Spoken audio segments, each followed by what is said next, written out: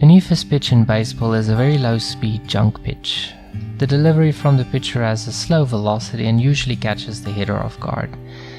The ephus is one of the rarest pitches thrown. It's like the 95-year-old kakapo that you see once in your life on a trip to New Zealand.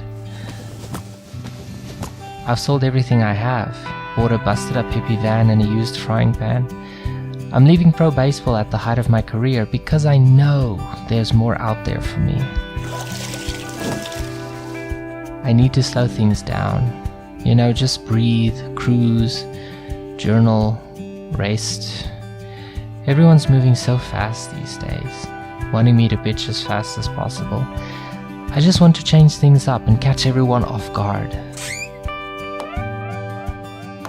I think I've known this for a little while now, but now it's crystal clear to me. I'm the ephus pitch.